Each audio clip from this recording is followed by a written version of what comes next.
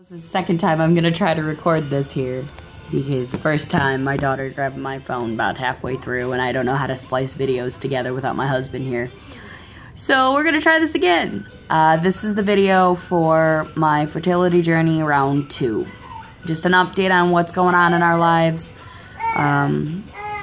what my stupid body's doing, and maybe a slight condensed version of how I made the river that's walking around behind me saying hello. I'm gonna try to keep it as short as possible, but I tend to ramble on and get more descriptive than I need to. So, oh, thank you. And I gotta put on Jake, because that's the only cartoon she likes. So, this is just kind of an update on what's going on. Sorry, I'm not looking at the camera, but I'm still talking. So as I said in my previous video, if you're not watching that, that's fine. My husband decided to get out of the military about 3 months ago. Well, he didn't decide. That wasn't when he decided, but that's when he did get out. So we've been back in our home state for about 3 months now. So just an update on just, you know, that kind of stuff. So this is a bunch of too much information stuff. So if your family and friends, stop watching now. If you don't want to hear me talking about that kind of stuff, and just ask me in person and I'll dull it down for you. If you're here for the fertility stuff, there's not going to be much. It's too much information if you're here for fertility stuff. So when I had River, they put me on the mini pill because breastfeeding. I'm still breastfeeding her. 18 months strong. Yeah! Little pat on the back. And I had Implanol or whatever the armbar thing was. And I didn't like that at all. So the mini pill was just the one that I had to choose to go with. And it started giving me periods every other week, sometimes less there at the end. I took it for about a year. I stopped taking it a few days before her first birthday. And if you haven't watched my previous video about how River was made and born, I only usually had periods once or twice a year for my entire 23 years. That was just normal for me. PCOS, it's normal for me. And so when I got on the mini pill and I'm starting having these periods all the time, I put up with it for a year. Then I discussed with my husband. We sat down and said, okay, do we want to just try for another kid, or do we want to get something more permanent? Sorry. Do we want to get something more permanent and wait even longer? And we decided we want to go ahead and have him close. This was before he decided to get out of the military. About 2 months before he decided to get out. So I stopped taking the birth control, and that period was the last period that I had. And 2 months later, I went into the fertility doctor. We were still deciding if we were going to get out at that point. And he gave me some progesterone to jumpstart another period. And then my husband and I decided he was going to go ahead and get out of the military. So we started moving and packing and out processing and all that stuff. It's really stressful. So I didn't end up getting back to the fertility doctor, but I still had the progesterone pills. We got out, and at that point it had been about 3 months without a period. So I went ahead and took the progesterone pills, and that was 2 months ago now. And it gave me a period, and I used ovulation tests and all that to see if I would ovulate. No ovulation, no positive pregnancy test afterwards in case I missed my ovulation. So basically my body is doing the exact same thing it did before. Again, if you didn't watch the other video, basically my body does not grow the eggs and the follicles. My follicles don't grow as big as they need to be to produce a viable egg. So I don't ovulate because I don't have viable eggs.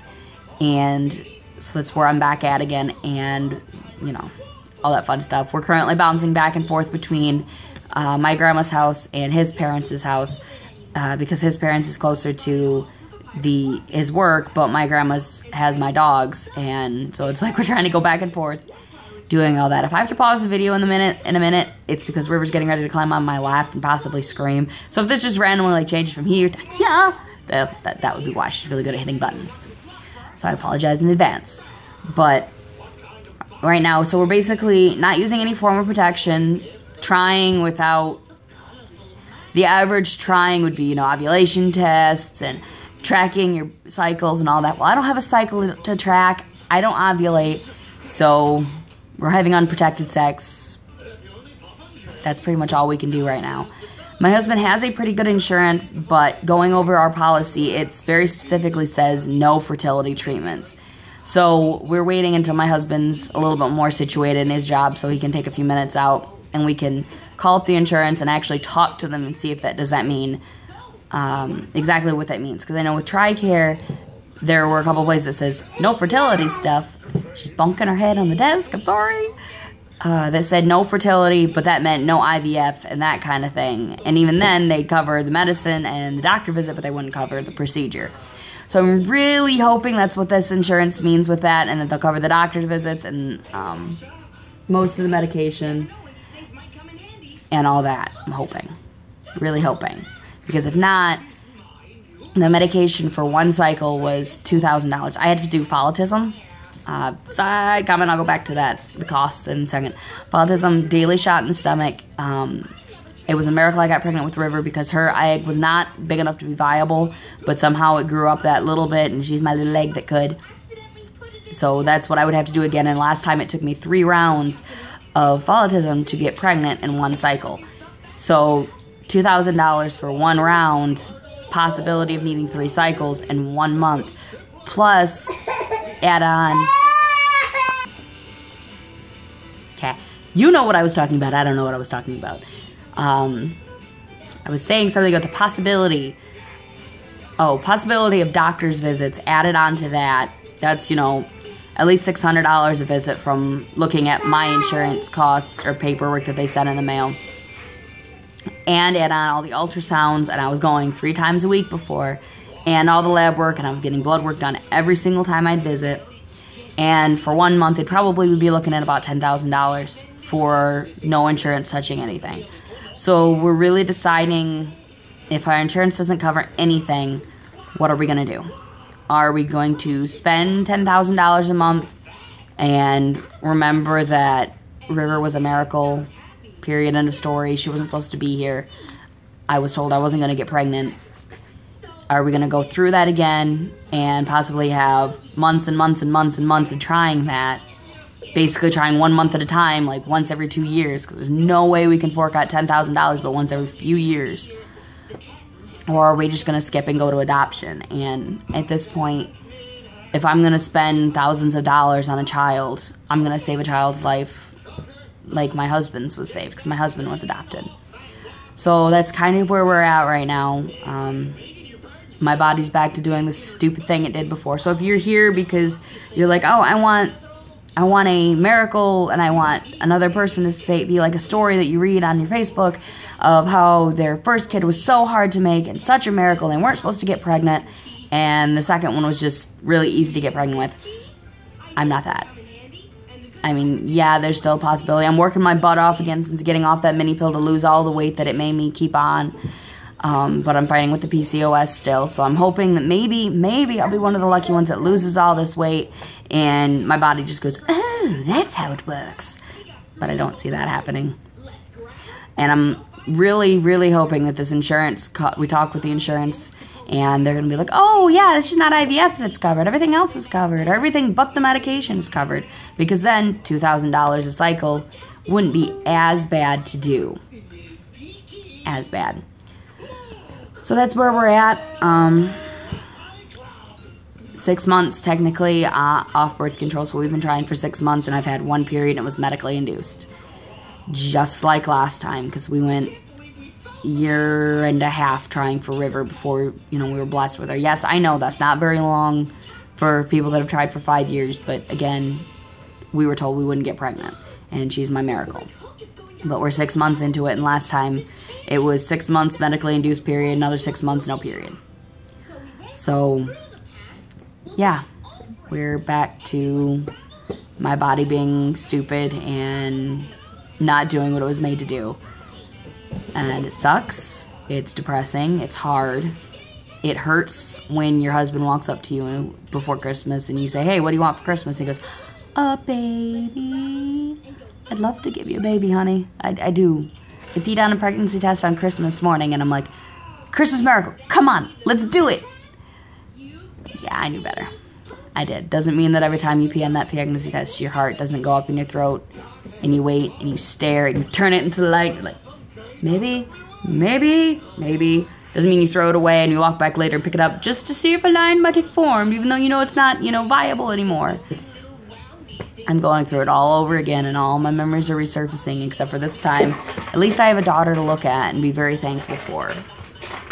But, yeah, there's that. Just tagging on to the end of the video. I'm done mostly talking about my fertility stuff right now.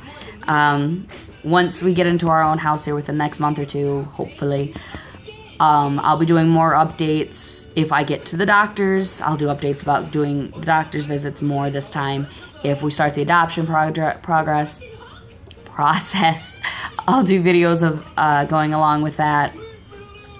I'm going to probably upload some sewing videos, because that's what I've really been getting into to kind of keep my mind off everything. Some crafting videos, some general testing of stuff videos. I'm going to do up a blog, because sometimes typing is better than talking, because I can look back through and go, that was stupid, don't do that. But yeah, you guys will be seeing more of me once we get our own house. If you're the praying type, keep us in your prayers that maybe my body fixes itself when we have another miracle, or that my insurance works and we get a miracle through them to where we're able to try without forking over hundreds and thousands of dollars again. If you're here because you're doing the fertility journey yourself, whether the first round or the second round, the third round, the fourth round, don't give up yet. Miracles happen. My daughter's proof of a miracle. There are many, many, many, many babies that are proof of miracle babies happening. Don't give up yet. And remember that adoption is an option. It hurts. It really hurts to know that sometimes your only option is adoption. Boy, that's a fun rhyme. But it hurts because you feel like you failed as a woman. That your body is not doing the one thing that you feel like it was set up to do. You're not a failure. I sit here and say that, even though I feel it sometimes myself. You're not a failure. You're not failing. It's just sometimes the way it's got to be. Maybe you've got to save another baby's life. Maybe there's a baby out there waiting for you instead of you waiting for it. So yeah, there's that. I'll see you in a bit. Oh, wait. River, come here. The other video, I started out with her saying hello. So let's see if I can say her to say bye-bye. Okay, River, you say bye. Hi. Not hi. Say bye. Hi. Bye-bye. Jake is on. I'm sorry. You say bye-bye. Bye-bye. Thank you. Bye-bye.